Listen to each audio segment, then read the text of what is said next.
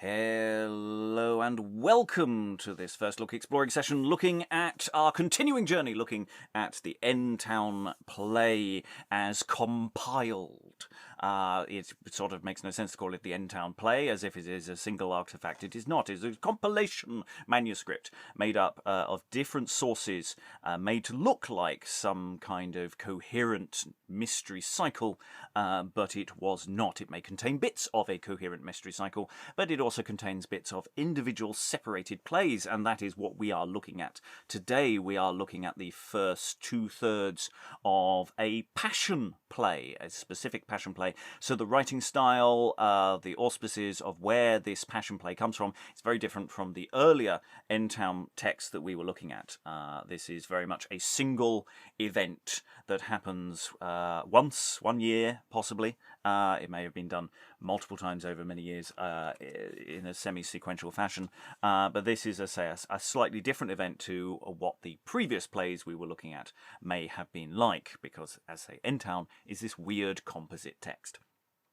So today we are looking at, as it's listed generally as place 26 into place 27, but that is meaningless in terms of what this actual play is actually doing, as it is generally called Passion Play number 1.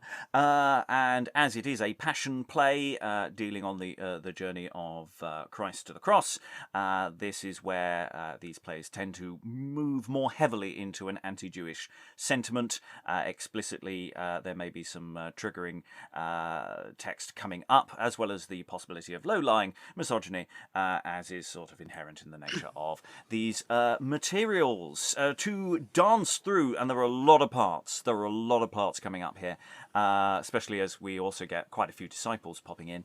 Many people reading many parts, except for the person reading Jesus, who is... Hi, I'm Alan Scott in Suffolk. Reading Annas, a citizen number 1, and Matheus is... Hello, I'm Lynn Freitas. I'm in the northwestern United States. Reading Annas, first Doctor, Peter, and Pauper number 1 is... Rachael Nicole, actor from New Jersey. Also assisting Annas, second Doctor, Burgess, citizen number 3, and Magdalene is... Briony, actor in Lincolnshire. Opposite Annas, we have, of course, Caiaphas, as well as reading citizen number 2, and Thomas is... Hello, I'm Valentina Vinci. I'm an Italian actor and voiceover artist in London. And assisting Caiaphas, first Doctor, John, Thadeus, and Gamalyel is... Hi, I'm Eric, and before I read early modern and, medieval theatre, I thought I knew how to spell, but apparently I can't. And reading a demon, Caiaphas's second Doctor, Leyon, Pauper 2, and Bartholomeus is... Aliki, Chapple, actor in Lancashire. Reading John the Baptist, Rewfyn, citizen number 4, and Andreas is... Hello, Dan, actor based in Montpellier, France. And reading a messenger, one of the apostles, TBA, Philip, Simon, and Judas is... Hello, my name's Francis Cox. I'm an actor living in Amsterdam. And I'm your host, Robert Crichton. I hopefully will only be reading the 2 Jacobs. Jacobus Minor and Major. I will jump in to be any additional disciples and or stage directions. And this is a sequence that has extensive stage directions in English, which are really interesting. It's also possible that various characters who have different speech designations are in fact the same, and that may be randomly distributed amongst the readers. Don't at us, we know it's probably not consistent. Anyway, reading End Town as it's known 26, which features materials from the conspiracy into the entry into Jerusalem, we have as your friendly demon to start us off. I am your Lord Lucifer, that out of hell came, Prince of this world and great Duke of hell. Wherefore, my name is cleped Sir Satan, which appeareth among you, a matter to spell. I am nourisher of sin to the confusion of man, to bring him to my dungeon, there in fire to dwell. Whosoever serve me, so reward him I can, that he shall sing well away, ever in pains fell. Lo, this bounteous lord, then, now am I, to reward so sinners as my kend is, whoso will follow my lore, and serve me daily of sorrow and pain, and now he shall never miss.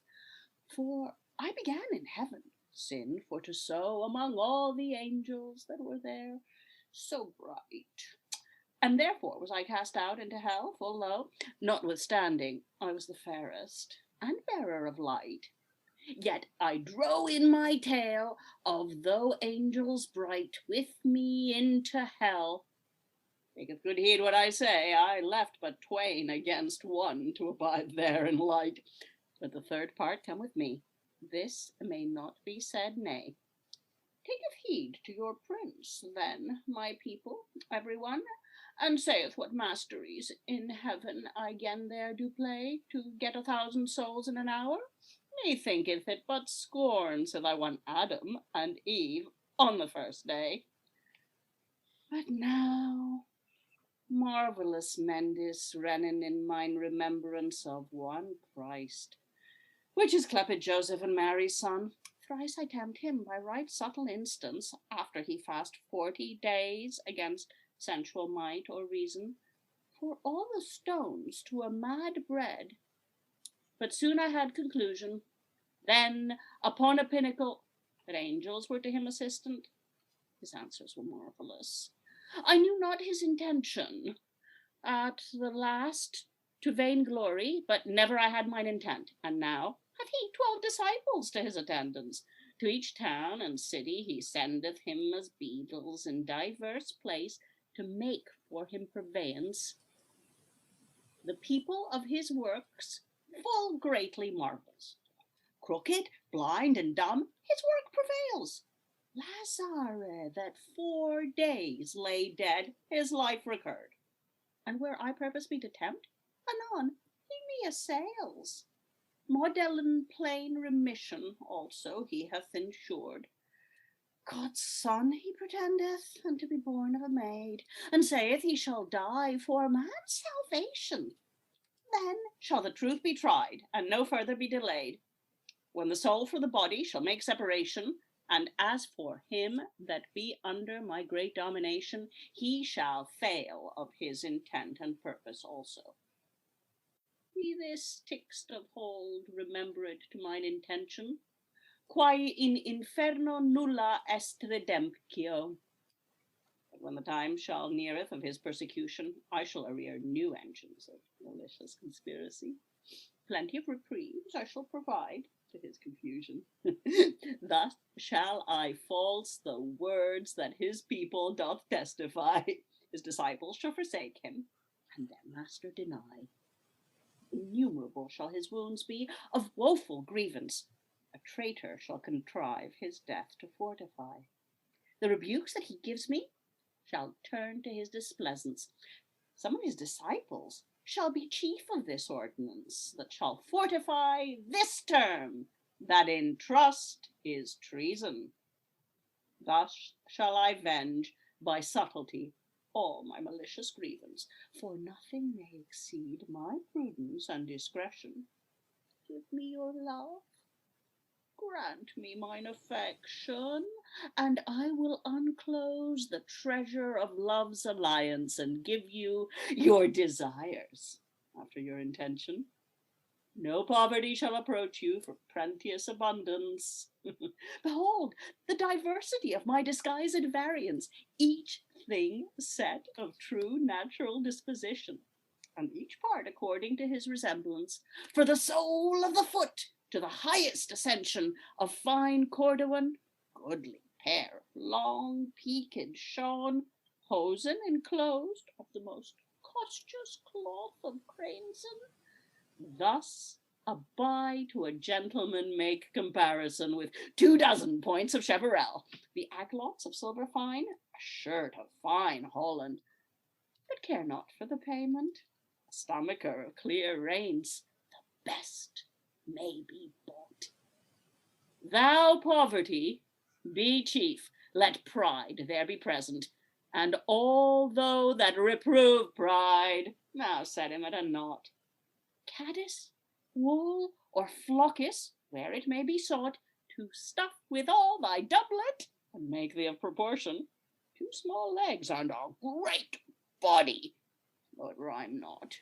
Yet look that thou desire to anew the new faction, a gown of 3 yards, look thou make comparison unto all degrees daily that pass thine estate, a purse withouten money, dagger for devotion, and there reproof is of sin, look thou to make debate. With side looks I show thine ear, to thine colour hanging down, to harbour quick beasts that take lemon oneth, and a high small bonnet for curling of the crown, and all beggars and poor people have him on despite, on to the great oaths and lechery, give thy delight, to maintain thine estate, let bribery be present, and if the law reprove thee, say thou wilt fight, and gather thee a fellowship after thine intent. Look, thou set not by precept nor by commandment, both sail and cannon set thou at naught. Let no member of God but with oaths be rent. Lo, thus this world at this time to mine intent is brought. I, Satan, with my fellows, this world hath sought, and now we have it at our pleasance. For sin is not shamefast, but boldness hath bought that shall cause him in hell to have an inheritance.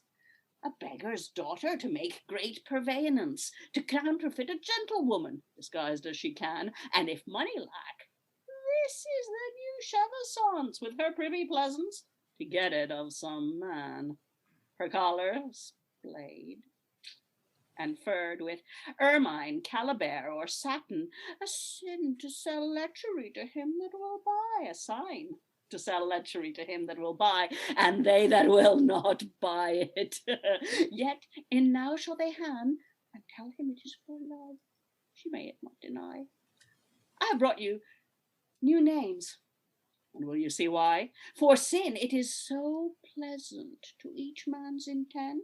Ye shall call pride honesty, and natural kend lechery, and covetous wisdom, their treasure is present, wrath manhood, and envy called a chastisement. Seize near session, let perjury be chief, gluttony rest, let abstinence being absent, and he that will exhort thee to virtue, put him to reprieve. To rehearse all my servants, my matter is too brief, but all these shall entereth the division eternal. Thou Christ, by his subtlety, many matters meet in everlasting pain with me dwellen they shall. Remember our servants whose souls be mortal, for I must remiss for more matters to provide. I am with you at all times, when ye to counsel me call, but for a short time myself I devoid. I, John Baptist, to you thou prophesy, that one shall come after me and not tarry long, in manyfold more stranger than I, of whose shone I am not worthy to lose the tongue. Wherefore I counsel thee, ye reform all wrong, in your conscience of the mortal deeds 7. And for to do penance, look thou ye fong, for now shall come the kingdom of heaven. The ways of our Lord cast ye out to array, and therein to walk look ye be applaned, and make his paths as right as ye may, keeping right forth, and be not declinand. Neither to fail or right nor on left hand, but in the midst purpose ye to hold. For that in all wise is most pleasant, as ye shall hear when I have told. Of this way, for to make mortal saints, be on the right side, ye shall understand mercy, and on the left side, liken desperation, and the path between bothen that may not wry. Shall be hope and dread to walk in perfectly, declining not to fail, for no manner need. Great causes I shall show you why, that ye shall sow the path of hope and dread. On the mercy of God, To much ye shall not hold, as in the wise, behold what I mean. For to do sin, be do no more bold, and trust that God will, merciful bene. And if be sensuavit, as if it is often seen, sin is deadly. Thou shalt then not therefore despair, but therefore do penance and confess thee clean, and of heaven thou mayest trust to bane air. The path that life to this blessed entertains is hope and dread, coupled be conjunction. Betwixt these twain may be not disservice, for hope without dread is manner of presumption, and dread without hope is manner of desperation. So then twain must be knit, be on accord. How ye shall array the way, I have made declaration. Also the right path is, against the coming of our Lord. And the two opening speeches close before we go into, shall we say, the meat of the action. But there's so many interesting things to say about Satan's interesting clothing. It's pure of its time social commentary, isn't it? If we're going, it sort of helps stating with this, at least in its sort of final form as it's coming into being added to a manuscript. Of sort of the 1460s to 80s, I think is the general dating range of its sort of final form. And really interested in clothing and people stepping out of their station. And also this whole game that we'll see for the next 100 years of, hey, let's use different names for the real world. When we're talking about it, it's like a spin doctor, isn't it? No. When you're talking about pride, no, call it honesty, okay? And it has a sort of press briefing quality to it. As well as just a straightforward reminding us of the backstory. This is where we are in the plot. Demon doing a lot of work there before essentially going off on his own little stand-up routine to a degree, and it feels very working the audience-y as well. All of that, and that's quite difficult to make land. In the absence of an audience, and then John the Baptist just leveling us off there. Thoughts from the room. It's a bit difficult sometimes to get a grip. This is an event. This is a separate event. This is a one-off performance version of this. It's not part of a cycle coming earlier. That's why it's explaining the story so far. It's not like this is a continuation of a cycle midway through a day. So you've just turned up. How are you feeling, Aliki? Do you have something to say? It feels like you're thinking. It's a really interesting speech, isn't it? And towards the end, it seemed to be kind of talking about government, all of that business about war as well, and a very modern kind of sense of what hypocrisy is to me. As I felt like if I understood the precise detail of everything he was saying, and I didn't, I would be able to say, yes, this is the person who is today doing that, and that's the person who's doing that.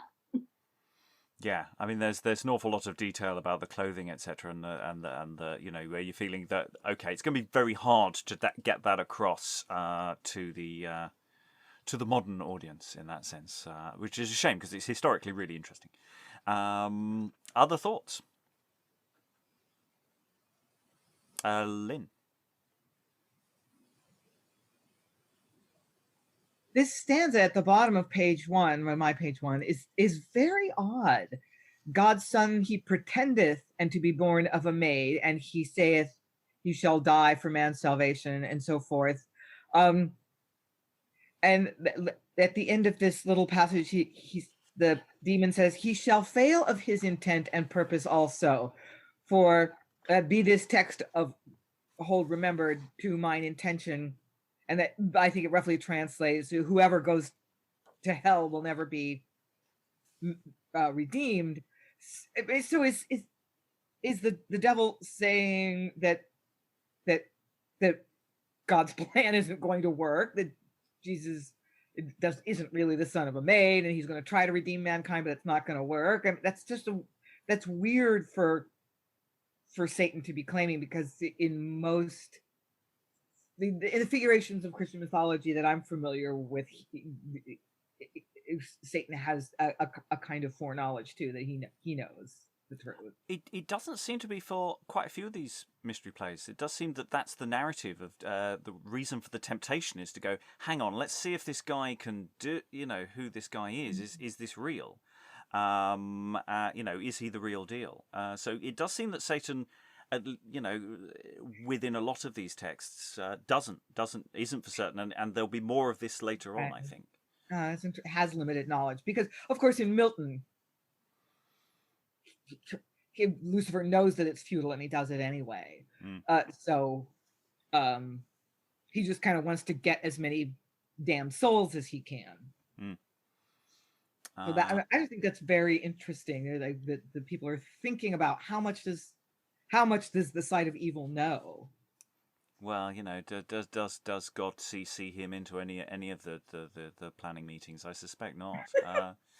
Alan, then Francis. Yeah, I mean, coming from Lynn's point there about Satan assuming that those in hell are there forever, this is in the story before the harrowing of hell. So there is a logic to his approach, which isn't overthrown until shortly after this in the story. Yeah, he's heard about this dude. He's heard that he's going to take all the souls out of hell. Well, excuse me, I've been reinforcing those gates. I'm not letting anybody in. Playing with an element of the narrative that we don't necessarily do that much with in modern day. The harrowing of hell is not really is a marginalised element of the narrative. Francis. I've only read one other of these mystery plays, and so I've almost completely forgotten it. But I was wondering, is in these mystery plays, is the devil always the first one on, as it were? No, not necessarily. It struck me that that's a great way of grabbing the audience's attention at the beginning of one of these plays, where people know the story. So you've kind of got to grab their attention, and having the devil come on, strikingly costumed, is a good way of achieving that. And in answer to Lynn's point, from a modern perspective, the devil comes across as like a supervillain. You'll never succeed, 007. Whereas we know perfectly well that 007 is going to succeed, and the supervillain's going to die horribly. Yeah, there's a nice dramatic irony there. And then I say that's when they then put in John Baptist. If you put John Baptist in first, I suspect it wouldn't, open the show in quite the... You've got to have perhaps someone as counterpoint. But John the Baptist, the ratio between their dialogue is very different. John Baptist gets about 40 lines, Demon gets 120 plus. So, there's a sense of what the entertainment is trying to do, as well as get its message across, but also keep the audience entertained, educated, entertained, etc. We need to move on, however, and get into the actual meat of the text. We're going to let this run on for a little bit, and there's a lot of long stage directions, which I will start now before the various bishops of the law enter. Here shall Annas, shown himself in his stage, be seen after a bishop of the old law in a scarlet gown, and over that a blue tabard furred with white, and a mitre on his head after the old law. 2 doctors standing by him in furred hoods, and on one before him with his staff of estate, and each of them on their heads a furred cap, with a great knop in the crown, and one standing before as a Saracen, and the which shall be his messenger, Annas thus saying. As a prelate, I am propered to provide peace, and of Jews judge the law to fortify. I, Annas, by my power shall command, doubtless, the laws of Moses no man can deny. Who exceed my command anon ye certify, and if any heretic here reign, to me ye complain. For in me lieth the power all truths to try, and principle our laws, though I must sustain. If I may espy the contrary, no while shall they reign. but anon to me be brought, and stand present before here judge, which shall not feign, but after here trespass to give him judgment. Now, sirs, for a prose heareth my intent. There is one Jesus of Nazareth that our laws doth exceed. If he proceed thus, we shall us repent, for our laws he destroys daily with his deed. Therefore, by your counsel, we must take heed what is best to provide or to do in this case. For if we let him thus go and further proceed, against Caesar and our law we do trespass. Sir, this is mine advice that ye shall do. Send to Caiaphas for a council, know his intent. For if Jesu proceed and thus forth go, our laws shall be destroyed, this we see present. Sir, remember the great charge that on you is laid, the law to keep, which may not fail. If any deforth proved of you be said, the Jews with truth will you assail. Take heed that what counsel may best prevail. After Rewfyn and Leyon, I read that ye send. They are temporal judges that knoweth the peril. With your cousin Caiaphas this matter to amend. Now surely this counsel revives mine heart. Your counsel is best, as I can see. Arfexe, in haste, look that thou start, and pray Caiaphas my cousin come speak with me. To Rewfyn and Leyon go thou also, and pray him they speak with me in haste, for a principal matter that have to do which must be known ere this day be past. My sovereign, at your intent I shall be gone, in all the haste that I can hie unto Caiaphas, Rewfyn, and Leyon, and charge your intent that they shall ply. And here goeth the messenger forth, and in the meantime Caiaphas showeth himself in his scaffold, arrayed like to Annas, saving his tabard shall be red-furred with white. 2 doctors with him arrayed with pelts after the old guise and furred caps on their heads, Caiaphas thus saying, As a primate most prudent, I present here sensible bishops of the law with all the circumstance. I, Caiaphas, am judge with powers possible to destroy all errors that in our laws make variance. All things I convey by reason and temperance, and all matters possible to me be palpable. Of the laws of Moses I have a chief governance, to severe right and wrong in me is terminable. But there is one Christ that in our laws is variable. He pervert the people with his preaching ill, we must seek a mean unto him reprovable. For if he proceed, our laws he will spill. We must take good counsel in this case of the wisest of the law that can be truth tell, of the judges of Pharisee, and of my cousin Annas, for if he proceed by process of our laws, he will fell. Mine lord, please it you to pardon me for to say, the blame in you is, as we find, to let Christ continue thus day by day, with his false witchcraft the people to blind. He worketh false miracles against all kind, and maketh our people to leave him in. It is your part to take him and do him bind, and give him judgment for his great sin.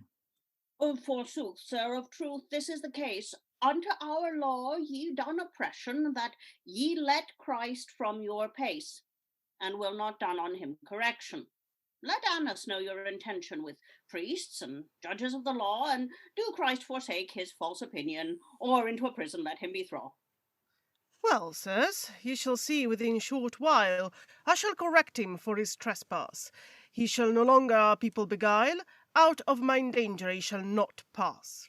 And here cometh the messenger to Caiaphas, so he's travelled all the way from Annas, and in the meantime Rewfyn and Leyon showeth them in the place in ray tabards furred and ray hoods about their necks furred, and the messenger saying, Mine reverend sovereign, and it do you please, Sir Annas, my lord, hath to you sent. He prayed you that he shall not cease, till that ye be with him present. Sir, tell mine cousin I shall not fail. It was my purpose him for to see, for certain matters that will prevail, though he had not assent to me. I recommend me to your high degree. On more messages I must wend. Farewell, sir, and well ye be. Greet well my cousin and my friend. And here the messenger meeteth with the judges, saying, Hail, judges of jury, of reason most prudent, of my message to you I make relation. My lord Sir Aneth hath for you sent to see his present without delation. Sir, we are ready at his commandment to see Sir Aneth in his place. It was our purpose and our intent to be with him within short space. We are full glad his presence to see, sir. Tell him, we shall come in haste. No declaration therein shall be, but to his presence hie as fast. I shall tell my lord, sirs, as we say, ye will fulfill all his pleasance. Sir, tell him we shall make no delay, but come in haste at his instance. And here the messenger cometh to Annas, thus saying, My lord, and it please you to have intelligence, Sir Caiaphas cometh to you in haste. Rewfyn and Leyon will see your presence and see you here, or this day be past. Sir, I can thank thee of thy diligence. And now, again my cousin I will walk. Sirs, follow with me unto his presence, for of these matters we must talk. And here Annas goeth down to meet with Caiaphas, and in the meantime thus saying, as they wander along, walk and talk, people, walk and talk. Now unto Annas let us wend, each of us to know other's intent. Many matters I have in mend, they which to him I shall present.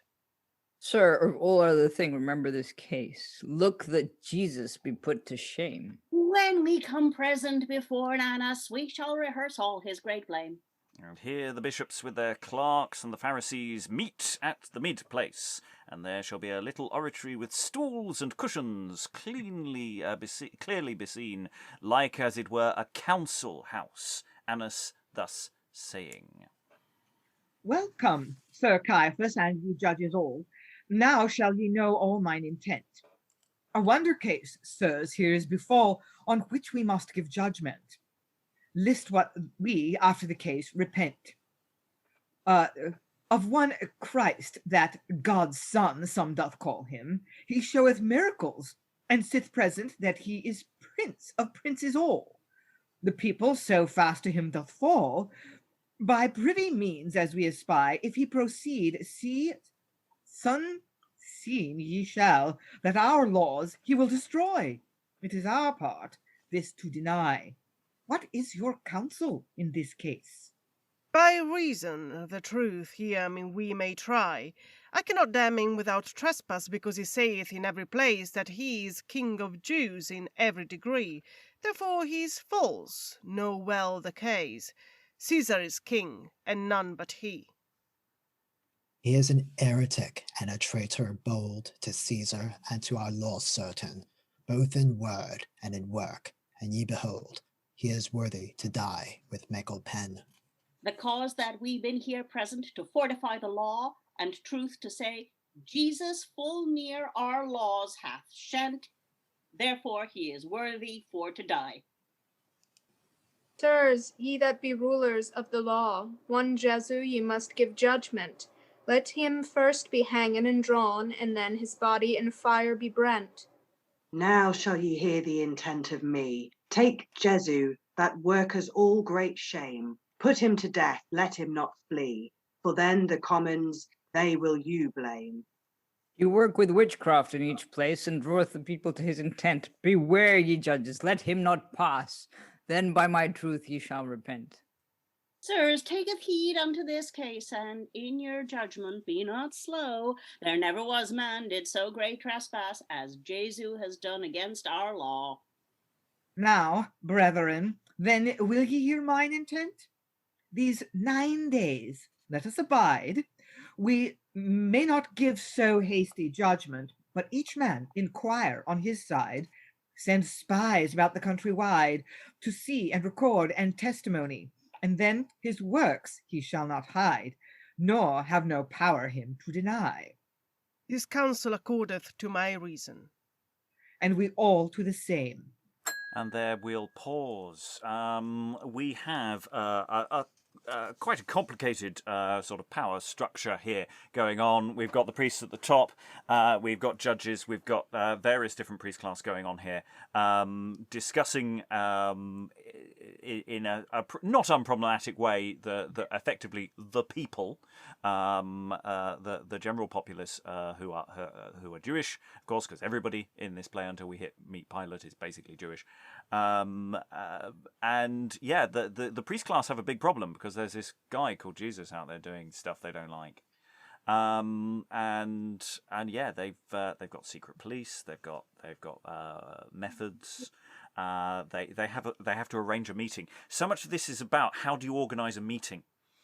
You've got one person on one scaffold one side. You've got one person on a scaffold somewhere else. They've got another place. It looks like that's probably maybe down on ground level that people stand around. It may be raised. I don't know whether there's a third stage effectively, but there are 3 playing areas here that are in play that they journey to. And for everyone who was here for Castle of Perseverance, this will all be starting to feel awfully familiar as a way of staging. So there's an awful lot of this is nobody really exits or enters as such. They may make a big entrance at the beginning, but they're all just wandering around this stage. That messenger is going to get really tired. And it's a question of how big this arena is, or this the way this space is laid out. There's lots of options here as to how precisely this space functions. Thoughts on the room? I'll go to Francis first. You are muted at present, so your thoughts are going nowhere. They stop at your computer. Yeah, I as the messenger, I was wondering what was the dramatic purpose of gathering them together. It seemed to take an awful lot of time, and yeah, why not just have them all together? Why not just cut that bit altogether? It seemed to be an exposition thing, because it meant they had to discuss the problem individually and then assess, because they don't quite have exactly the same viewpoint. They all have the same general viewpoint. So, they both know there's a problem. And they get to both explain, and also they get to make their boast. They get to make their big grand entrance. And I think there's a processional element to it there. Lynn? Yeah, my response was basically the same as Francis's. Is like, what's the dramatic effect of the fact that there's so much buildup, so much organizational work to be done before the actual, synod of judges? Like, it's really interesting that you don't just have them all come together and say, okay, we have a heretic problem. What are we going to do about it? It's exposition. It reveals who people are, but the way they're dressed is described in great detail, and that is probably also a signal to their position and their status. And so it does give the effect of like, this is a very bureaucratic world that we have to go through a lot of steps, and there's a lot of officialdom. So it does characterize the world of the Pharisees as very hierarchical and very bureaucratic. So that's one of the effects of that anyway. It's also going to be a question as we go on as how the space is used elsewhere as well. Because I was saying that people don't really necessarily exit. So they've said they're going to go off and do things. So we can assume that all of these characters we've now assembled are off doing spy things, or they just exit. And then we have to navigate how we're bringing in and where the next set of characters are going to be going. So there's an interesting question about, once you've got a big setup and a big space, you kind of have to have people journeying and going to different places because you need to set up the next thing. When everybody's attention is focused somewhere else, possibly. I may be over-egging that one. Valentina? Yeah, on this spacing point, while we were reading it, I was like, this is either where you want a rotating stage or a rotating audience. As in, it's either 360 all around them, or you've got a stage that rotates, and that way you do it. But it's crazy. It's so grand. So complicated. Yeah. Other thoughts before we move on, which we'll need to do relatively swiftly, but we have got time. Eric and then Alan. I'm guessing also the point is that it's not just one sort of group of people who decided to go against them. It's everyone who is like upper class or whatever decided to sort of attack. Therefore, it's this kind of this huge council of people. Yes, this is a political thing. This is a political struggle, and that makes it adjustable as well for a modern audience in a way that some of the more straightforward narratives where the problematic nature just becomes overwhelming. There is something else going on here that makes this interesting. Alan. Yeah, I was just wondering whether this play was actually originally a guild play, maybe of the clothiers, which would explain the fascination with costume and the elaborate costumes defined in the stage directions for the various groups that we've just seen. Well, in so much as East Anglia is associated, and if this is authentically an East Anglian text, is associated with the wool trade, and has the wealth to demonstrate these things. Whether that kind of guild structure, which is functions in the East, I'm not sure. It's as simple as that. I don't know if that's a meaningful indicator, but it's a good question of which we can research, and we can ask the audience at home. If you know things, put it in the comments, because to a degree we are scrabbling around in the dark, and that's fine. Anyway, more scrabbling to go, because we're going to dive into a very different world. They've all been talking about Jesus, and somewhere Jesus is now going to be saying some words, as will indeed some of his mates. So there's no meaningful break in the text. We go straight to Jesus saying some stuff. Friends, behold the time of mercy. The witch is come now without doubt. Man's soul in bliss now shall edify, and the prince of the world is cast out. Go to yon castle that standeth you again, some of my disciples. Go forth, ye two. There shall ye find and beast twain, an ass tied, and her foal also. Unloose that ass, and bring it to me plain. If any man ask why that ye do so, say that I have need to this beast certain, and he shall not let you your ways for to go. That beast bring ye to me. Holy prophet, we gone our way. We will not your word delay. Also, soon as that we may, we shall bring it to thee. And here they fetch the ass with the foal, and a burgess saith, Hark ye, men, who gave you leave thus this beast for to take away, but only for poor men to relieve? This ass is ordained, as I you say. Good sir, take this at no grief. Our master us sent hither this day. He hath great need, without reprief. Therefore, not let us, I thee pray, this best for to lead. Sithen that it is so, that he hath you sent, worketh his will and his intent. Take this beast as ye be bent, and ever well mote ye speed.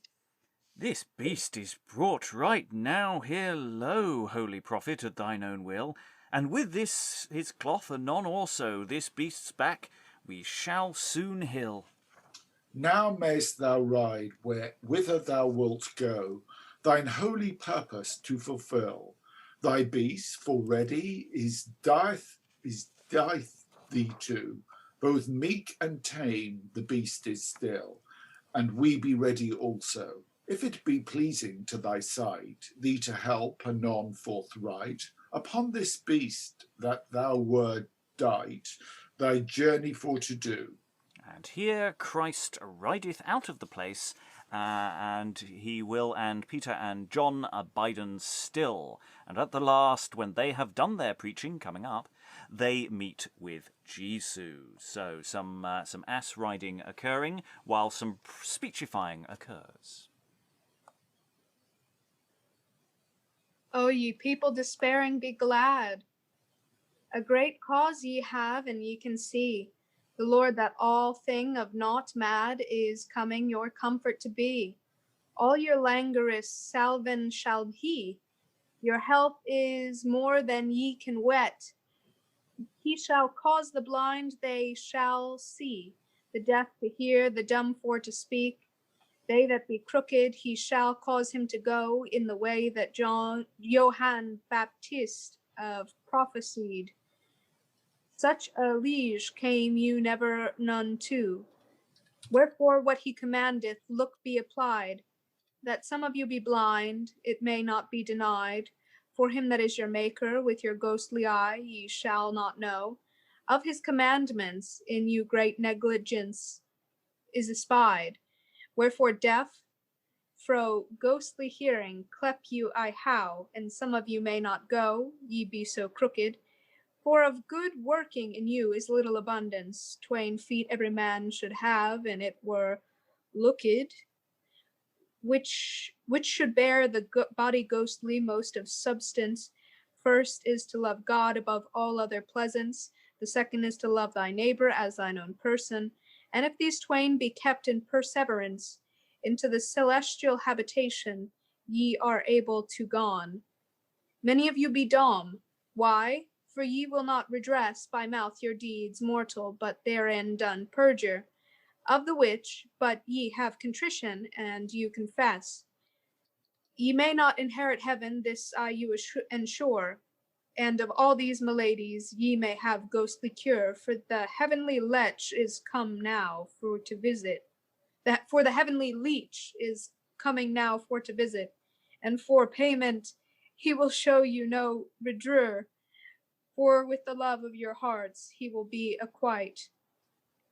Unto my brothers first said rehearsal that ye should give them more verre confidence. I come with him as testimonial for to confirm and testify his and fortify his sentence. This Lord shall come without resistance unto the city where he is now coming.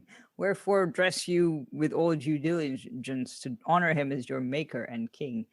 And to fulfill the prophet's prophecy, upon an ass he will hither ride, showing you example of humility, avoiding the abominable sin of pride, which hath nigh conquered all the world wide, greatest cause of all your tribulation. Use it whoso will, for it is the best guide that ye may have to the place of damnation. Now, brother, in God, sith we have intelligence that our Lord is nigh come to the city, to attend upon his precious presence, it sitteth to us, as seemeth me, wherefore to meet with him. Now go we, I would for nothing we were too late, to the city where fast draweth he. Meseemeth he is nigh at the gate. Here speaketh the 4 citizens, the first thus saying, Neighbors, great joy in our hearts we may make that this heavenly king will visit this city. If our early king should such a journey should take, to done him honor and worship, easy should we be. Much more than to the heavenly king bound are we, for to do that should be to his person reverence. Let us then welcome him with flowers and branches of the tree, for he will take that to pleasance because of redolence. And here the 4 citizens maketh him ready for to meet with our Lord, going barefooted and barelegged, and in their shirts, saying, they shall have their gowns cast about them, and when they see our Lord, they shall spread their cloths before him, and he shall lieth and go thereupon. And they shall fall down upon their knees all at once, the first thus saying, Now, blessed be he be that our Lord, in our Lord's name, to us in any wise will resort. And we believe verily that thou dost the same, for by thy mercy shall spring man's comfort. Here Christ passeth forth. There meeteth with him a certain of children with flowers and cast before him, and they singen Gloria Laus, and before one says, oh, which one shall it be? Let's say Briony, you can be whoever that one is. Thou son of David, thou be our support at our last day when we shall die. Wherefore we all at once to thee exhort, crying, mercy, mercy, mercy. Friends, behold the time of mercy, the which is come now without doubt. Man's soul in bliss now shall edify, and the prince of the world is cast out. As I have preached in places about, and showed experience to man and wife, into this world God's Son hath sought, for very love man to revive. The truth of truths shall now be tried, and a perfect accord between God and man, which truth shall never be divide. Confusion unto the fiend Satan.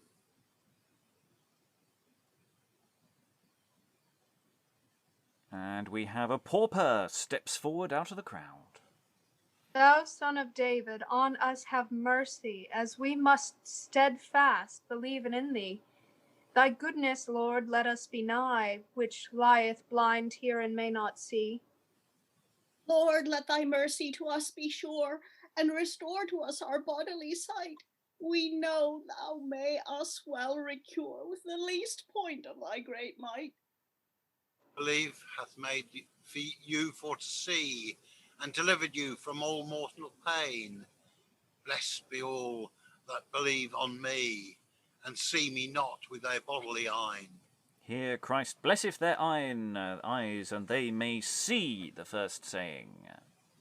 Gramercy, Lord, of thy great grace, I that was blind now may see. Here I forsake all my trespass, and steadfastly will believe on thee. And there we pause in a wholly artificial break in the text for what is called Play 27, but is basically just a continuation of what has just been going on here, unless there's been any editorial intervention. So once again, we have this big space. Into it, we have the entrance of Jesus. They get an ass. Jesus does some ass riding, and Peter and John. While he's doing that, presumably he's doing a bit of a circuit. Peter and John get to do their crying out, while the crowd of at least four speaking people anyway, do the whole laying of palms. Though it seems to be that it might be more a clothing thing. So again, leaning nicely into actually Alan's thought about whether there's a specific clothing connection going on with some of this.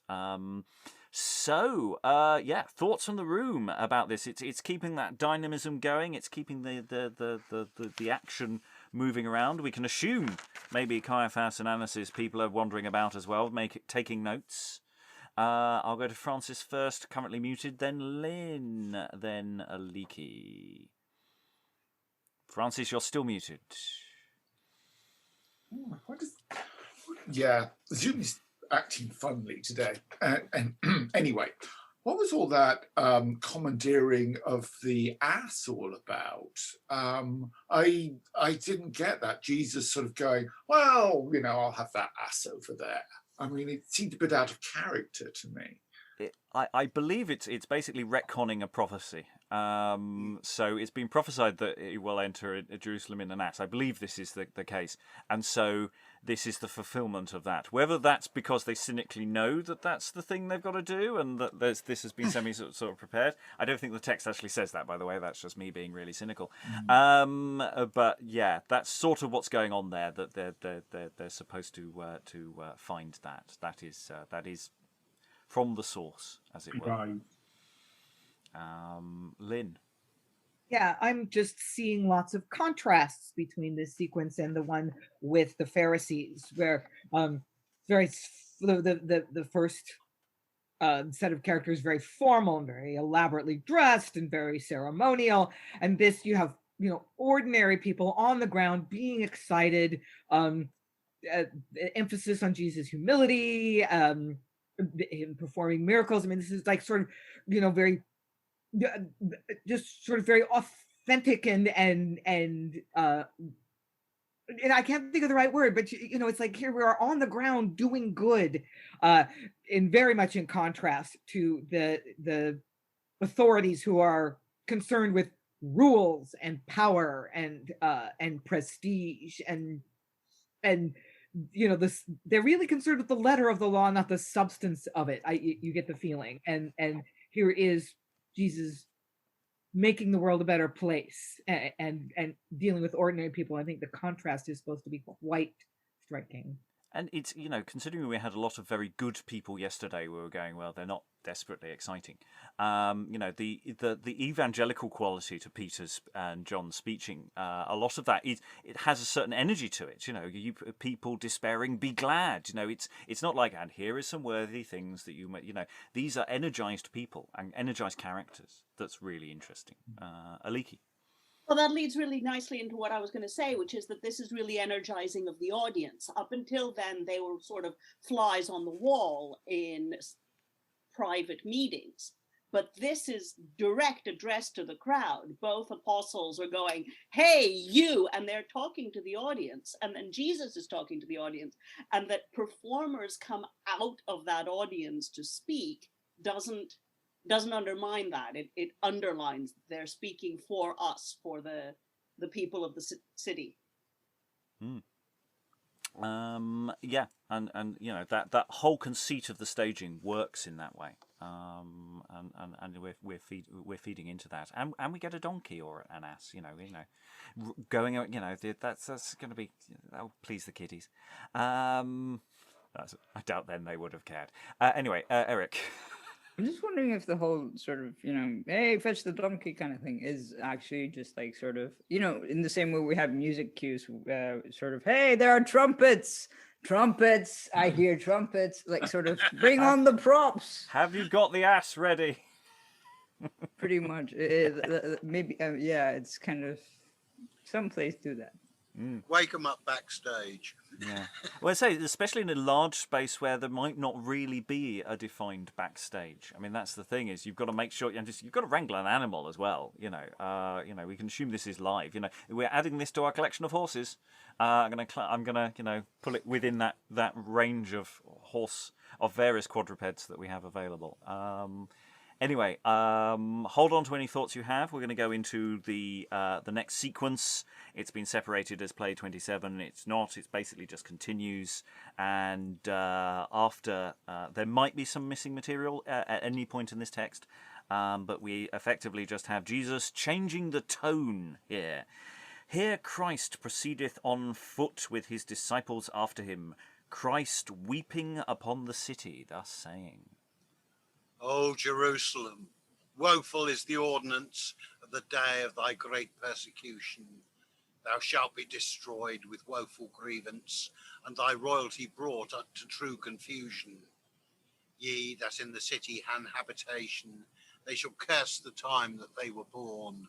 So great adversity and tribulation shall fall on him both even and morn.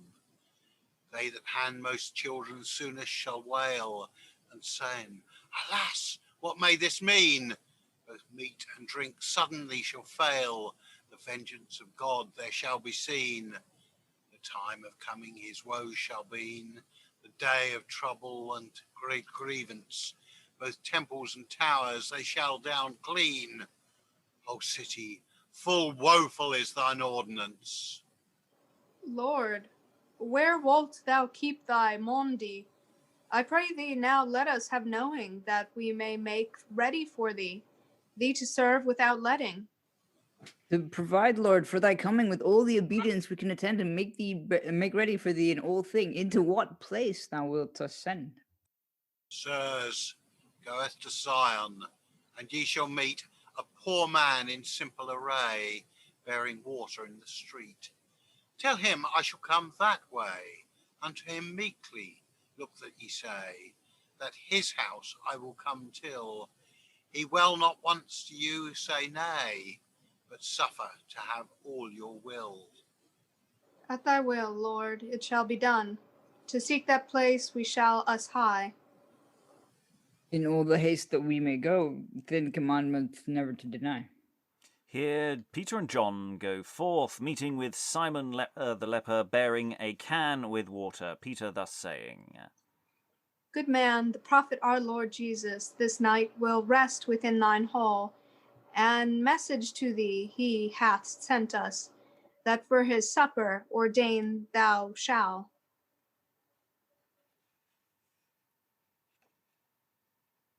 Yeah, for him and his disciples all ordain thou for his mondi a paschal lamb. What so befall, he will keep his pasch with thee. What? Will my Lord visit my place? Blessed be the time of his coming. I shall ordain within short space for my good Lord's welcoming. Sirs, walketh in at the beginning, and see what victuals that I shall take. I am so glad of this tiding. I will never what joy that I may make. Here the disciples go in with Simon to see the ordinance, and Christ cometh thitherward thus saying, This path is Chalcedon, my ghostly ordinance. which shall convey us where we shall be. I know full ready is the purveyance of my friends that love and me. Containing in peace, now proceed we. For man's love this way I take, with ghostly eye I verily see, that man for man an end must make. Here the disciples come again to Christ, Peter thus saying, Already, Lord, is our ordinance, as I hope to you pleasing shall be. Simon hath done at your instance. He is full glad your presence to see.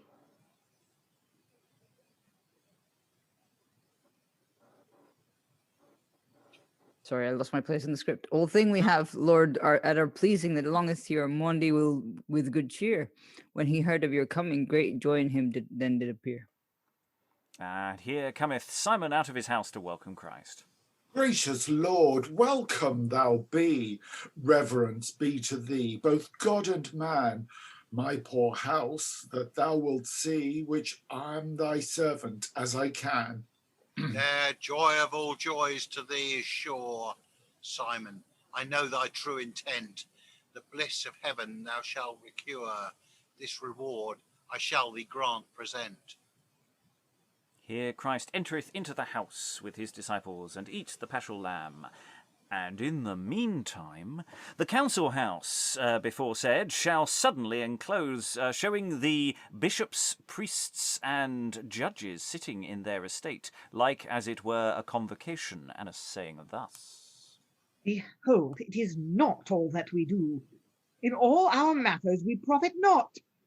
Will ye see which peasants of people draweth him to for the marvels that he hath wrought? Some other subtlety must be sought, for in no wise we may not thus him leave.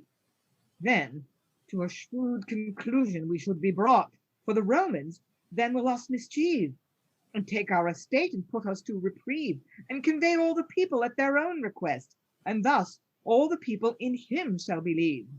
Therefore, I pray you, cousin, say what is the best. Attend now, sirs, to that I shall say. Unto us all it is most expedient that one man for the people should die, than all the men should perish and be shunned. Therefore let us work wisely, that we us not repent.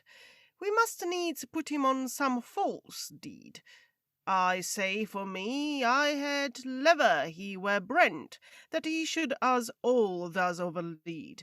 Therefore every man in his party help at this need, and counterfeit all the subtleties that you can. Now let's see who can give best rede to ordain some destruction of these men. Let us no longer make delation, but do Jesuit be taken in hands fast, and all here followers to hear confusion, and into a prison do him be cast.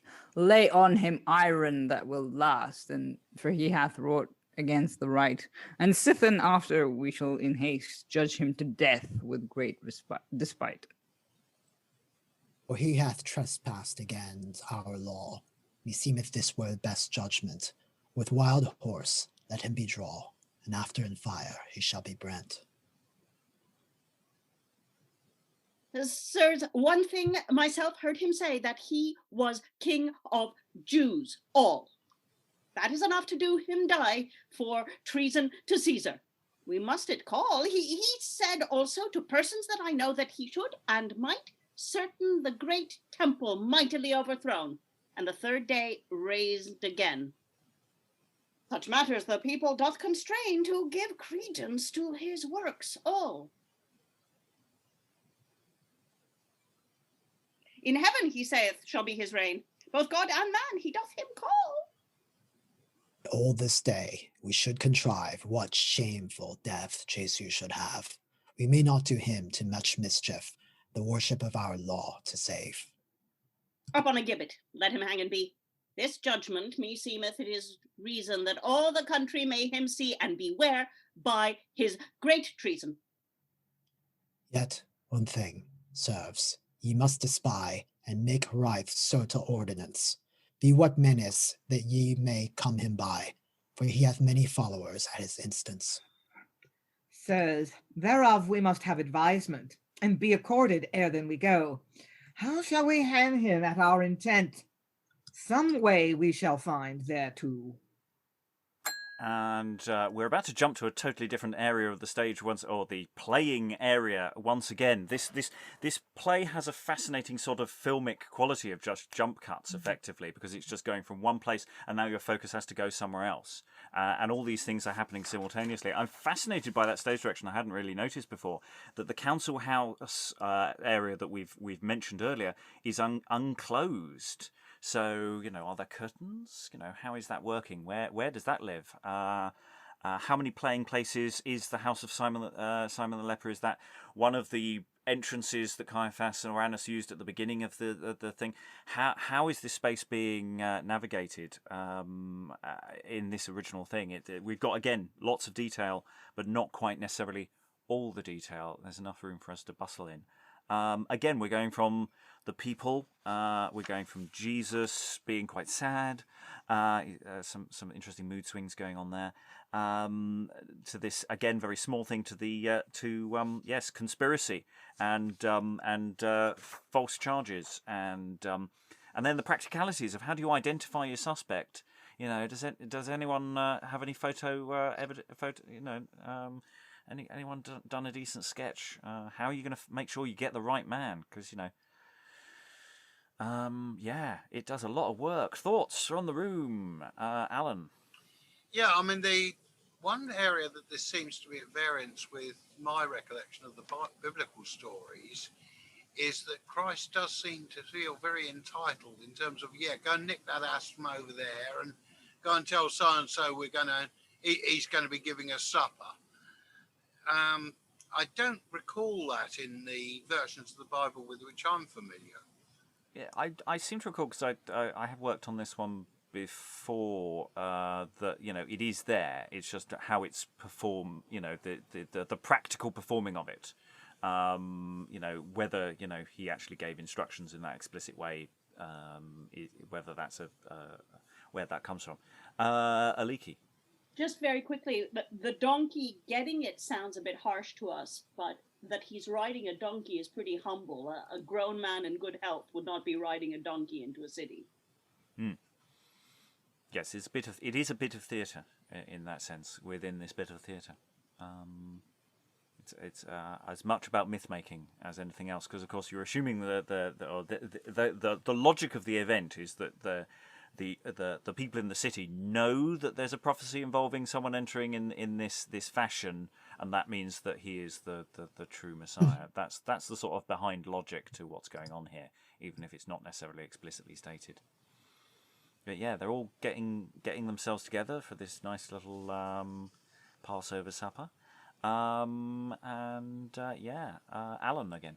Yeah, just on the ass issue, I'm pretty sure that prophecy turned up in one of the earlier plays in the end town sequence that we looked at some long time ago.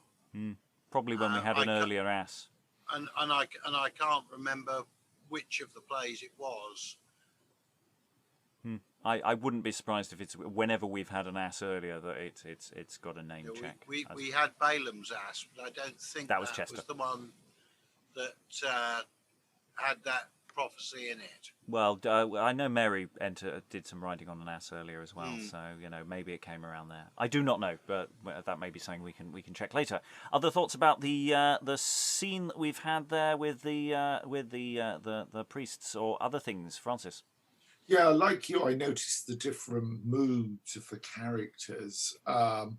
Particularly Jesus, he's quite sort of depressed, for want of a better word. And then you've got the apostles, very upbeat because they're bringing glad tidings to sinners. And then you've got the Caiaphas and his crew off in a corner somewhere plotting and conspiring. So it just makes the whole thing very interesting, I think. Yeah, Jesus sort of thinking ahead to what's going to happen to Jerusalem, 50 years down the line or however, maybe less than that actually. Not good, basically. Jerusalem doesn't have a great time over the ensuing centuries. Anyway, anything else before we move on? Okay, so another change of mood. Joining the Jesus crew, we have other disciples. I don't know how or when a lot of them enter, but we have at least one major entrance now, as we have Magdalene. As a cursed creature closed all in care, and as a wicked wretch all wrapped in woe, of bliss was never no bed so bare, as I myself that here now go. Alas, alas, I shall forfare, for though great sins that I have do, less than my good Lord some doll spare, and his great mercy receive me too. Mary Magdalene is my name.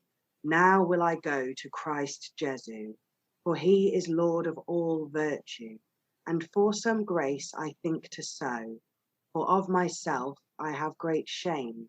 A mercy, Lord, and salve my sin. Maiden's flower, thou wash me free. There was never woman of man's kin so full of sin in no country. I have befouled by frith and fen, and sought sin in many a city. But thou me borrow, Lord, I shall bren, with black fiends I bound to be. Wherefore, King of grace, with this ointment that is so soaked, let me anoint thine holy foot, and for my bales thus win some boat, and mercy, Lord, for my trespass. Woman, for thy weeping will, some succour God shall thee send, thee to save. I have great skill, the sorrowful heart may sin amend. All thy prayer I shall fulfil, to thy good heart I will attend, and save thee from thy sin so ill, and for 7 devils I shall them fiend. Fiends, flieth your way, wicked spirits, are you conjure, fleeth out of her bodily bower. In my grace she shall ever flower, till death doth her to die. I thank thee, Lord, of this great grace. Now these 7 fiends be from me flit, I shall never forfeit nor do trespass, in word nor deed, ne will nor wit. Now I am brought from the fiend's brace, in thy great mercy closed and shut. I shall never return to sinful trace, that should me damn to help it. I worship thee on knees bare. Blessed be the time that I hither sought, and this ointment that I hither brought. For now mine heart is cleansed from thought, that first was cumbered with care. Lord, methinkest thou dost right ill to let this ointment so to spill. To sell it were more skill, and buy meat to poor men. The box was worth of good money, 300 pence, fair and free. This might have bought meat plenty, to feed our power can. Poor men shall abide. Again, the woman, thou speakst wrong, and I pass forth in a tide of mercy is her morning song. Here Christ resteth and eateth the little, and saith, sitting to his disciples and Mary Magdalene, Mine heart is right sorry, and no wonder is. To death I shall go, and never did trespass. But yet most grieveth mine heart ever of this. One of my brethren shall work this menace. One of you here sitting, my treason shall trace. One of you is busy, my death here to dieth. And yet was I never in no sinful place, wherefore my death should so shamefully be piked. My dear Lord, I pray thee the truth for to tell, which of us is he that treason shall do? What traitor is he that his Lord that would sell? Express his name, Lord, that shall work this woe. If that there be one that would sell so, good master, tell us now openly his name. What traitor is him that from thee would go, and with false treason fulfill his great shame? It is right dreadful, such treason to think, and well more dreadful to work that bad deed. For that false treason to hell he shall sink in endless pains, grief, mischief to lead. It is not I, Lord, for doubt I have dread this sin to fulfill never came in my mind. If that I sold thee, thy blood for to bleed, in doing that treason my soul should I shend. Alas, my dear lord, what man is so wooed for gold or for silver himself to so spill? He that thee doth sell for gold or other good, with this great covetise himself he doth kill. What man soever he be of so wicked will, dear Lord, among us, tell us his name all out, he that to him tendeth this deed to fulfill. For his great treason his soul standeth in doubt. Gold, silver, and treasure soon doth pass away, but without an end ever doth last thy grace. Our Lord, who is that will chaffer thee for money? For he that selleth his Lord, too great is the trespass. That traitor that doth his horrible menace, both body and soul, I hold he be lorn, damned to hell pit, far from my face, among all foul fiends to be rent and torn. Too bad a merchant that traitor he is, and for that money he may mourning make. Alas, what causeth him to sell the King of Bliss? For his false warning, the devil him shall take. For his false treason, the fiends so black shall bury soul deep down into hell pit. Rest shall he have none, but evermore wake, branding in hot fire, in prison ever shut. I wonder right sore who that he should be amongst us all brethren that should do this sin. Alas, he is Lord, there may no grace be. In deep hell dungeon his soul he doth pine. In my dish he eateth, this treason shall begin. Woe shall betide him for his work of dread. He may be right sorry such riches to win, and wish himself unborn for that sinful deed. The truth would I know as lief as ye, and therefore, good sir, the truth thou me tell. Which of us all here that traitor may be? Am I that person that thee now shall sell? So sayest thyself, take heed at thy spell. Thou askest me now, here, if thou shalt do that treason? Remember thyself, advise thee right well. Thou art of great age, and what's this? What is reason? Here Judas riseth privily, and goeth in the place, and saith, now counterfeited. Now counterfeited, I have a privy treason, my master's power for to fell. I, Judas, shall assay by some enchison on unto the Jews him for to sell. Some money for him yet would I tell, by privy means I shall assay. Mine intent I shall fulfill, no longer will I make delay. The princes of priests now be present, unto him now my way I take.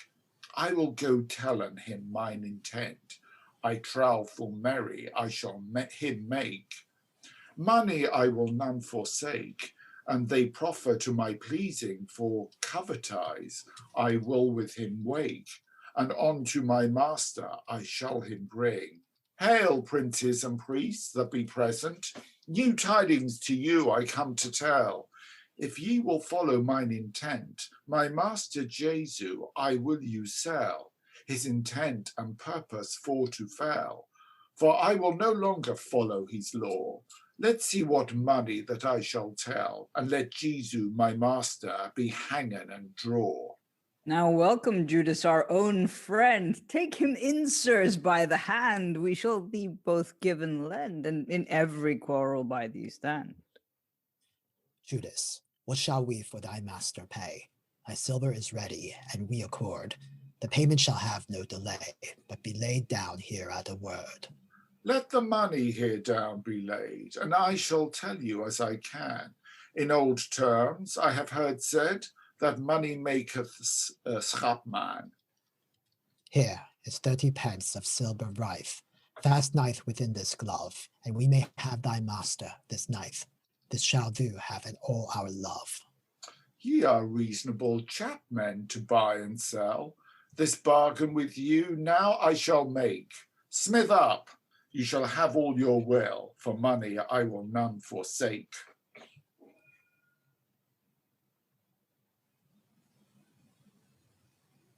Now, this bargain is made full and fast, neither part may it forsake. But, Judas, you must tell us in haste by what means we shall him take. Yeah, there be many that him never saw, which we will send to him in fair. Therefore, be a token, we must him know that must be privy betwixt us here. Yeah, beware of that, for anything for one disciple is likely thy master in all peril, and ye go like in all clothing, so might we of our purpose fail. As for that, sirs, have ye no doubt, I shall ordain, so ye shall not miss. When that ye come, him all about, take the man that I shall kiss. I must go to my master again. Doubt not, sirs, this matter is sure now. Farewell, Judas, our friend certain. Thy labour we shall right well allow. Now will I subtly go seek my master again, and make good face as I naught knew. I have him sold to woe and pain. I trow full sore he shall it rue. Here Judas goeth in subtly, whereas he came from. Lo, sirs, a part we have of our intent, for to take Jesu now, we must provide a subtle mean to be present, that dare fit and well abide. Ordain each man on his party, cressets, lanterns, and torches light, and this night to be there ready with axes, glaives, and swords bright. No longer then make we tarry, but each man to his place him dight, and ordain privily for this thing, that it be done this same night. And here the bishops parting in the place, and each of them taking their leave by countenance, resorting each man to his place with their many to make ready to take Christ. We'll pause mid-stage direction. So again, we've got so many things happening in slightly different places. We've got Judas sneaking out. At first, you may have thought he was just trying to avoid paying when they got to splitting the bill, but no, he is going back again. And yeah, I have to say, you know, Judas's first little speech, I'm sort of all on. He's got a good point. You know, Magdalene turns up with this ointment and says, you know, may I, do some feet rubbing, and Judas is going, no, hang on, we could sell that. You want to give stuff to the poor? Isn't this the whole point of what we're doing? And no, Jesus obviously quite likes the idea of I've always found that a very dodgy bit of the theology. Anyway, that's just me. Other thoughts, slightly more serious things. We have action. We got people tooling up, ready for the going for Jesus. We've got a sort of separating of the actual deal with Judas. You know, the high priests aren't involved in that. They send the others out to do that deal. I think that's called plausible deniability. Other thoughts from the room?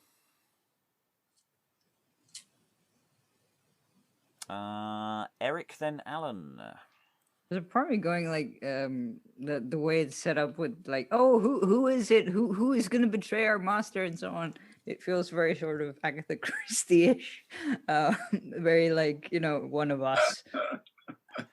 Well, it's basically all 11 disciples go, it's not me, it's not going to be me, it's not going to be me. Awkward pause.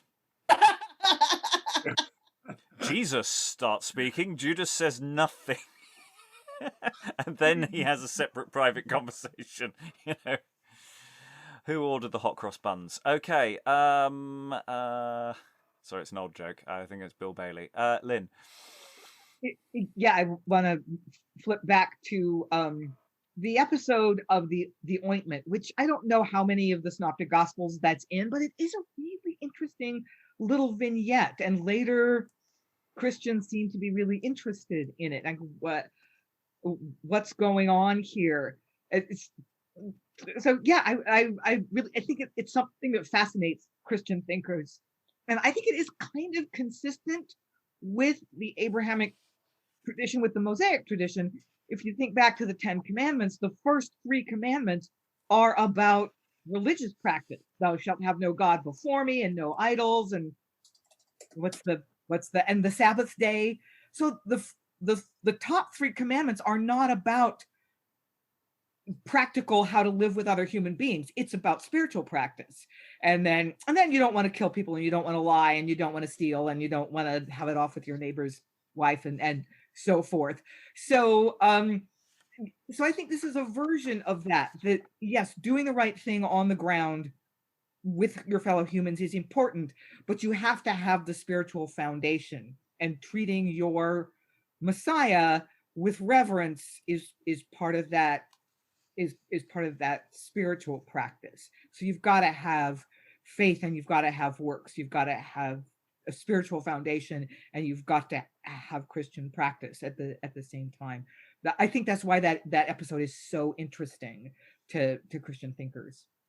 Yeah, and we've also got this conflation of material to do with potentially Magdalene, Magdalene, but also potentially other figures, and it's all got sort of condensed, and elements of it have been thrown in here. So, coming in and Semi having demons cast out of her almost as in passing, before the actual stuff going on, all of which may or may not have anything to do with her, or are just separate sort of elements of the biblical of the various gospel accounts. So there's all sorts of interesting work going on there, that is sort of being, I wouldn't say shoehorned in, but a little bit like late entry because of the nature of this play. She might be important later, so they need to make sure that she gets a little bit of backstory-ish condensed into a speech, insert the logic, rather than just being there because they already have met her. Alan. This play does seem to cram a heck of a lot of the New Testament into a very, very short space. Well, the whole meeting Simon the leper, that actually having the Passover, these are not necessarily the same event. So there is a lot of interesting conflation going on here. Anyway, we have got actually a reasonably chunky bit to get through. I say we. Jesus has got rather a lot to say. And we will let that run through. And we're still going to dance around from different place to place. The stage is still going to be doing the things that it does. I stopped mid-stage direction. The bishops have all departed. Everyone's getting ready. They're getting the lanterns and torches ready. And then shall the place there Christ is in shall suddenly unclose round about, showing Christ sitting at the table, and his disciples, each in their degree, Christ thus saying, Brethren, this lamb that was set us before, that we have all eaten in this night, was commanded by my father to Moses and Aaron when they were in the children of Israel in Egypt. And as we with sweetbreads have it ate, and also with the bitter suckling, and as we take the head with the feet, and so did they in all manner thing. And as we stood, so did they stand. And they raise their guerdon verily, and shoon upon their feet, and staves in their hand. And as we eat it, so did they hastily. This figure shall cease. Another shall follow thereby, which shall be of my body, that am your head, which shall be showed to you by a mystery of my flesh and blood in the form of bread, and with fervent desire of heart's affection, I have entirely desired to keep my maundy among you, ere than I suffer my passion. For this, no more together shall we, and as the paschal lamb eaten have we, in the old law was used for a sacrifice, so the new lamb that shall be sacred by me shall be used for a sacrifice most of price. And here shall Jesus take an obol in his hand, looking upward into heaven to the Father, thus saying, Wherefore to the Father of heaven that art eternal, thanking and honour I yield unto thee, to whom by the Godhead I am equal, but by my manhood I am of less degree. Wherefore I, as man, worship the deity, thanking thee, Father, that thou wilt show this mystery, and thus through thy might, Father, and blessing of me, of this that was bread, is made my body. Here shall he speak in again to his disciples, thus saying, Brethren, by the virtue of these words that rehearsed be, this that showeth as bread to your appearance is made the very flesh and blood of me, to the which they that will be saved must give credence. And as in the old law, it was commanded and precept to eat this lamb to the destruction of Pharaoh unkind. So to destroy your ghostly enemy, this shall be kept for your paschal lamb unto the world's end. For this is the very lamb without spot of sin, of which Johann the Baptist did prophesy. When this prophecy he did begin, saying, Ecce Agnus Dei. And how ye shall eat this lamb, I shall give information in the same form as the old law doth specify, as I show the ghostly interpretation.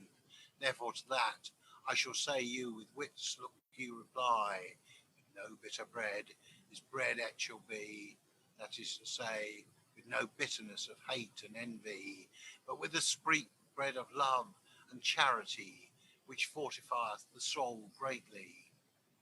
And it should be eaten with the bitter suckling, that is to mean, if a man be of sinful disposition, hath led his life here with mischieving, therefore in his heart he shall have bitter contrition. Also the head with the feet each shall ye. By the head ye shall understand my Godhead, and by the feet ye shall take my humanity. These twain ye shall receive together indeed. This immaculate lamb that I shall you give, it is not only the Godhead alone, but both God and man. Thus must ye believe. Thus the head with the feet. Ye shall receive each one of this lamb uneat, if out believeth iwis. It should be cast in the clear fire and brent, which is to mean, if thou understand naught all this, put thy faith in God, and then thou shalt not be shent. The girdle that was commanded her reins to spread shall be the girdle of cleanliness and chastity, that is to say, be continent in word, thought, and deed, and all lecherous living cast for you to flee. And the shoon that shall be your feet upon is not else but example of virtuous living of your forefathers, you before. With these shoon my steps ye shall be sowing, and the staff that in your hand ye shall hold is not else but the examples to other men teach. Hold fast your staves in your hands, and be bold to every creature mine precepts for to preach. Also ye must eat this paschal lamb hastily, of which sentence this is the very intent. At every hour and time ye shall be ready for to fulfill my commandment. For thou ye leave this day, ye are not sure whether ye shall leave tomorrow or naught. Therefore hastily every hour do your busy cure to keep my precepts, and then there ye not doubt. Now I have learned you how ye shall eat your paschal lamb, that is my precious body. Now I will feed you all with angels' meat. Wherefore to receive it, come forth servantly. Lord, for to receive this ghostly sustenance in due form, it exceedeth mine intelligence. For no man of himself may have substance to receive it with too much reverence. For with delicious meat, Lord, thou may us not feed than with thine own precious body. Wherefore what I have trespassed in word, thought, or deed, with bitter contrition, Lord, I ask thee mercy. When our Lord giveth his body to his disciples, he shall say to each of them, except to Judas, This is my body, flesh and blood, that for thee shall die upon the rood. and when Judas cometh last, our Lord shall say to him, Judas, art thou advised what thou shalt take? Lord, thy body I will not forsake. and so then our Lord shall say unto Jesus, Mine body to thee I will not deny, sithen thou wilt presume thereupon. It shall be thy damnation verily. I give thee warning now before. and after the Judas hath received, he shall sit there he was, Christ saying, One of you hath betrayed me, that at my board with me hath ate. Better it had him for to be both unborn and unbegot. And then each disciple shall look on other, and Peter shall say, Lord, it is not I. and so all shall sayen, Is it out, I Lord? now I was going to say, all shall say, Lord, it is not I. One at a time. No, never mind. Okay, and so all shall say, and Lord, it is not I, till they come in at Judas, which shall say, Is it out, I Lord? then Jesus shall say, Judas, thou sayest that word. Me thou hast sold that was thy friend, that thou hast begun, bring to an end. Then Judas shall go again to the Jews, and if men will, shall meet with him, and say this speech following, or liveth whether they will, the devil thus saying.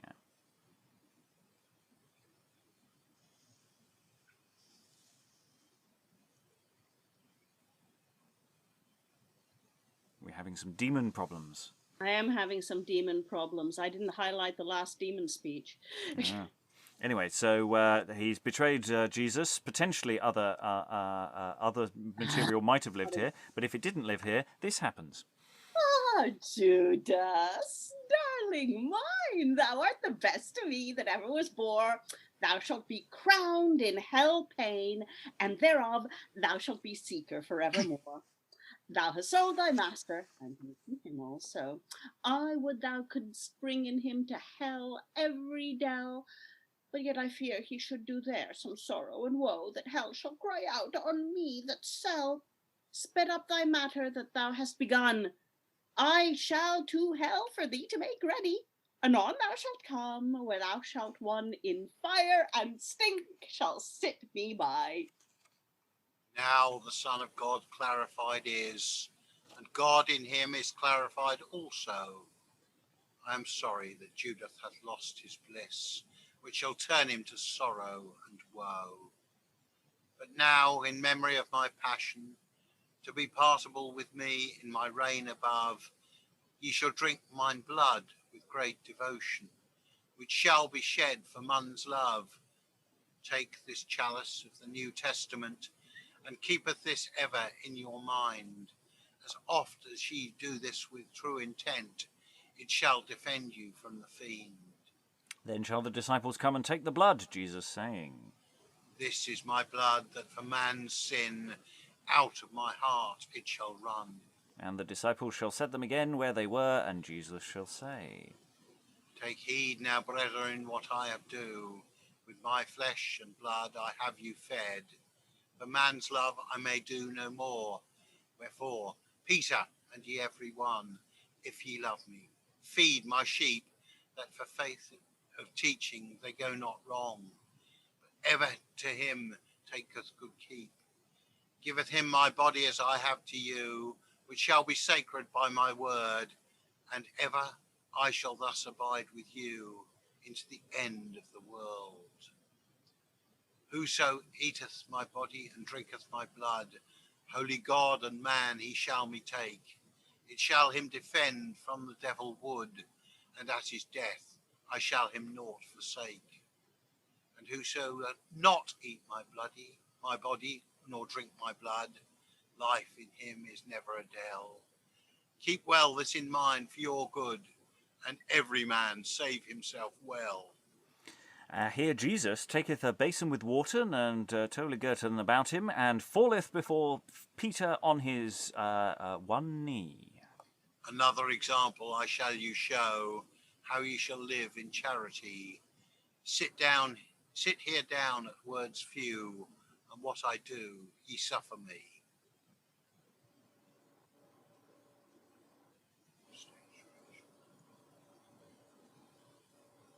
Stage stretch. Sorry, I was muted. Here he taketh the basin untowardly, and doth as the rubric saith before. Lord, what wilt thou with me do? This service of thee I will forsake. To wash my feet thou shalt not so. I am not worthy it of thee to take. Peter, and thou forsake my service all, The which to you that I shall do, no part with me have thou shall, and never come my bliss unto. That part, Lord, we will not forego. We shall obey his commandment, wash head and hand, we pray thee so. We will done after thine intent. Here Jesus washeth his disciples' feet by, and wipeth him, and kisseth him meekly, and siteth him down, thus saying, Friends, this washing shall now prevail. Your Lord and Master ye do me call, and so I am without and fail, yet I have washed you all. A memory of this have ye shall, that each of you shall do to other, with humble heart submit egal, as each of you were other's brother. Nothing, sir, so well pleaseth me, nor no life that man may lead, as they that live in charity. In heaven I shall reward their meed. The day is come, I must proceed, for to fulfill the prophecy. This night for me ye shall hand dread, when number of people shall on me cry, for the prophet spoke of me, and sudden of death that I should take. From which death I will not flee, but for man's sin amends make. This night from you be led I shall, and ye for fear from me shall flee. Not once dare speak when I you call, and some of you forsake me. For you shall I die and rise again. On the third day you shall me see, before you all walking plain in the land of Galilee. Lord, I will never thee forsake, nor for no perils fro thee flee. I will rather my death take than once, Lord, forsake thee. Peter, in further than thou dost know, as for that promise look thou not make. For ere the cock hath twice crow, thrice thou shalt me forsake. But all my friends that arm me dear, let us go, the time draweth nigh. We may no longer abide in here, for I must walk to Bethany. The time is come, the day draweth near. Unto my death I must in haste. Now, Peter, make hell all thy fellows cheer. My flesh for fear is quaking fast.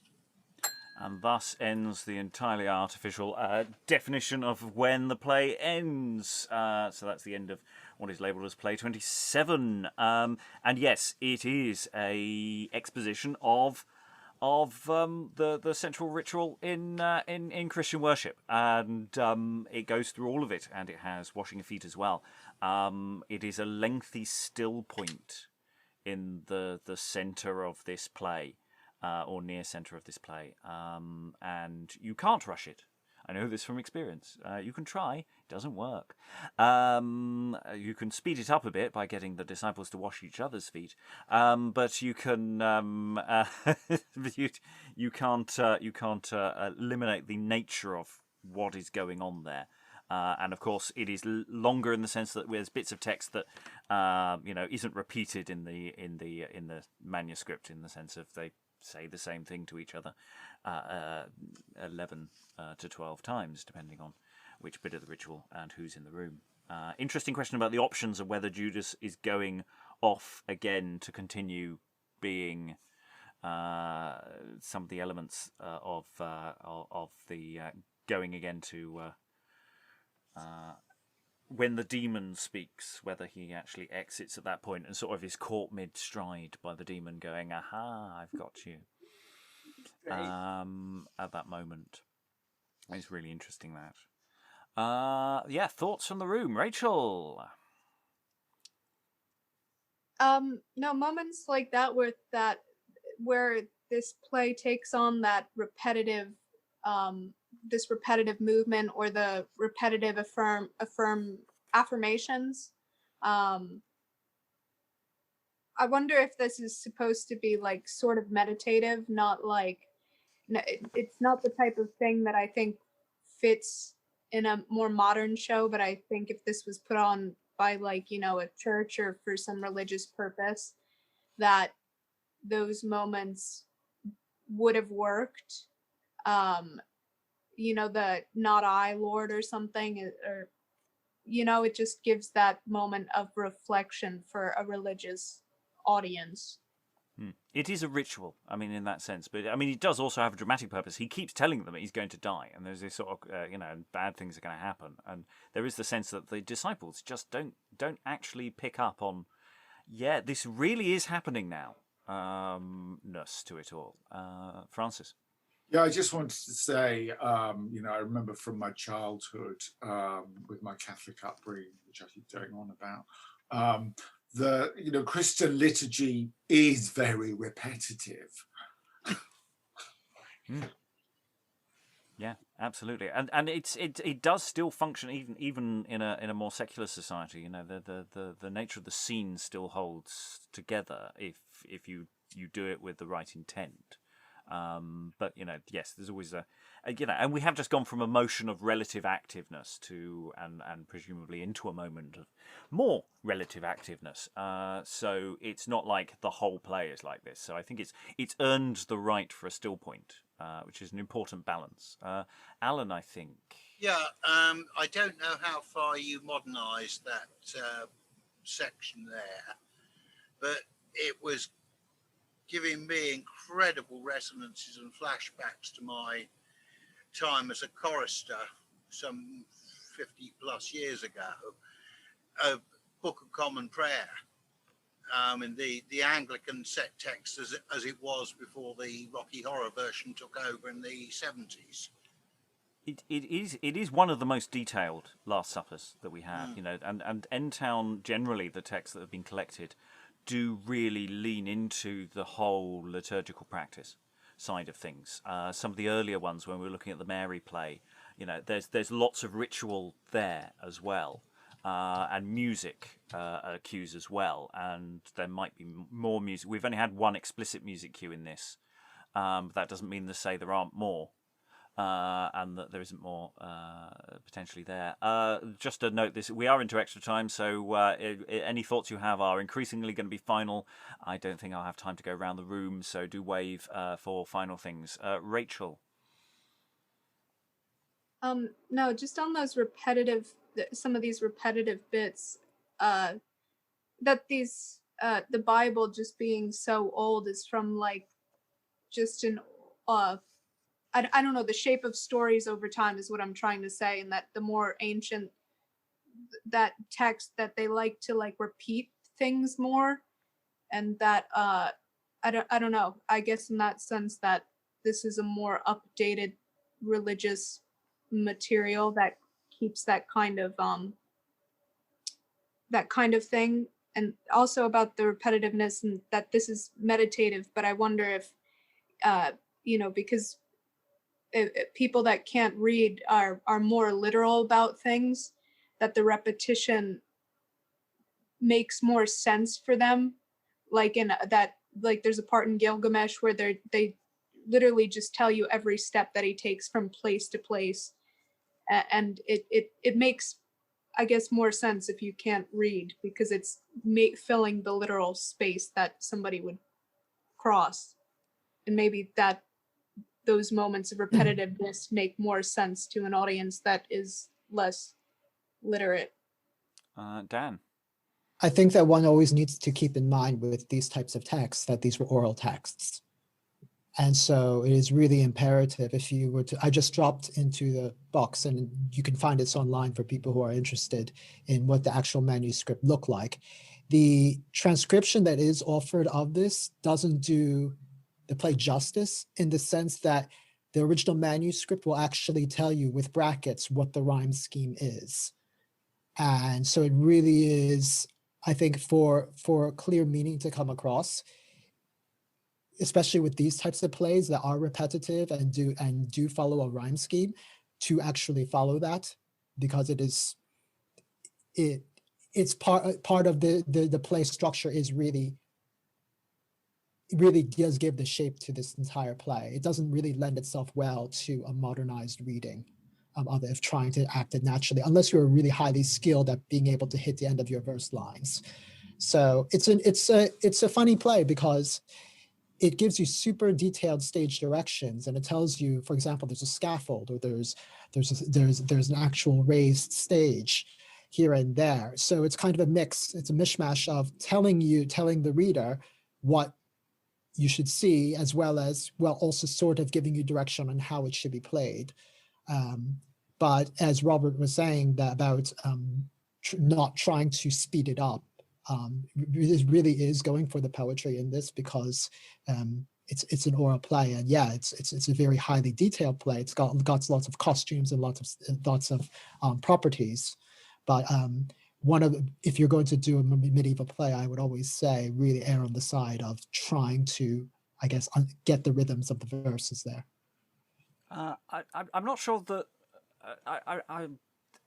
that we're not doing that. I'm slightly confused as to what you're saying there, because it seems eminently performable. I know it's performable. No, I think it is a performable. Yeah. But in the sense that you can't ignore the rhythm. I don't think we were ignoring. No, I don't think you were. Right. But it was just more because there was a question about the repetitiveness of it. Yeah. And I'm saying that that's part and parcel of these types of plays. Is, yeah, they are going to be, but it's part of the poetry of how it's written, the structure of it. I mean, we've said. So, yeah. No, go ahead. No, I mean, we've said this in various ways, but it's thinking of this as a religious document, not as a piece of entertainment, is part of it, I think. And also kind of this, you know, if you imagine this very large crowd, you would need to get to say it quite often, wouldn't you? To really get them all into the same headspace, or, yeah. But it is doing both. I mean, this is the thing: it is doing entertainment, and then it is doing. It's taking a moment. I mean, that's what's happening in this scene. Is that it is playing a different dramatic rhythm. It's still a dramatic rhythm, and I think it's true. The manuscript that exists is a commissioned product based on plays, so there may be damage to this as a dramatic text. And it may have been reformatted, there may be missing bits, there may be things that have added, we don't know. But in terms of, so far as a dramatic text, it's functioning absolutely on that level. Right, I guess what I was saying was just, if one understands how these are structured, like, for example, the idea that, I mean, yes, it's a religious text, incantations are a huge part. I mean, for anybody, many people here, I think, have gone to church or have been raised in type of religious environments. Not trying to make sure that you are playing that well, and not just, well, we got to get through this, it's getting repetitive. It's like, no, that's part of the whole thing. Oh no, absolutely. Yeah. I mean, that's the thing, is that you have to hang the scene on the atmosphere, that the ritualistic quality to it. Right. But that also involves not making it an incantation, because then it becomes it's got to be felt. And this is the thing, is I think there's an urgency to this text that works really well, that it's making these things feel like they have an important agency, an importance, that this is Jesus's last chance to explain, guys. And do they listen? So it's doing all sorts of work. Rachel, we are running rapidly out of time. If you have final thoughts, do wave. Yeah, I was just gonna say, what I was trying to say is, I think that repetitiveness comes from that, the source material thing, that's where, I mean, that it's just taking inspiration from, I don't know, this, like how some of the things with the longer speeches, that it's even like a little neoclassical, maybe. Just that older source. Other thoughts from the room?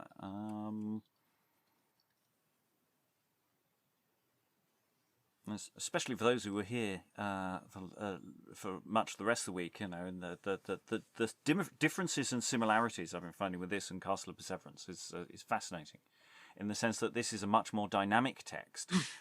In terms of the way the verse is laid out and the dialogue and the way it functions. In Perseverance, it's here is a speech, here is a speech, here is a speech, here is a speech, here is a speech. Whereas here, the verse is still, lines are being preserved, but the length of speeches, and it's playing around with lengths in different ways. and yet is also doing lots of dynamic stage business. It's fascinating in that sense. Dan? I think one other thing, and it's good that it's actually been preserved in our text, is that one can see that every four, or I shouldn't say every four, there's definitely not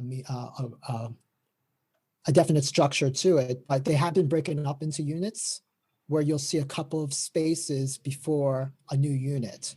So if you see where the next unit is going to start, you know that everything up until that is meant to be one overall message. You might be imparting a lot of things in that, but you kind of know that I've got this, and I'm done. Oh, I've got something else now. That's the new unit there. And that's how the manuscript has been laid out. If you look at it, there's a number of red what they would call pilcrows, indicating when the new unit starts there, what we would now call like paragraph marks. Yeah. So much medieval drama basically function. If you want to know what, you say this speech is about, you figure out what that speech is about. It's not like an ongoing thought. It tends to be that speech has a thought, plays around with it, dispenses with it, and moves on to the next one. So it can be quite generalized in that sense. Eric, you are our final thought, because we have run out of time. I was just going to mention the bit that we've been talking about where like it sort of it jumps between things, as in it doesn't sort of go, yes, this is a new scene. It sort of just goes, yeah, this is just happening somewhere in a different part of the stage. But you can also imagine it as a film where it just cuts to a different part of the film and then jumps back and then cuts back. And I know it's just interesting as a sort of theatrical device. Yeah, I mean it's shall we say so modern, in the sense that modern is so very, very old. Yes, that filmic, that quality that sometimes promenade or semi-immersive works can provide and give us options in terms of playing, and all those questions about what's going on when the focus is somewhere else. And what is practically going on that stage. When Jesus is doing all these wonderful rituals, for all we know, there's a torch-lit procession of people looking for him. There could be all sorts of other things going on that we don't have data about because the text doesn't preserve it. But that's all speculative. We will complete this play next time. We will actually dip into the second Passion play next time, and hopefully we'll come back to these in relatively quick time so we don't forget things. Otherwise, thanks to all the wonderful readers, and goodbye. Bye.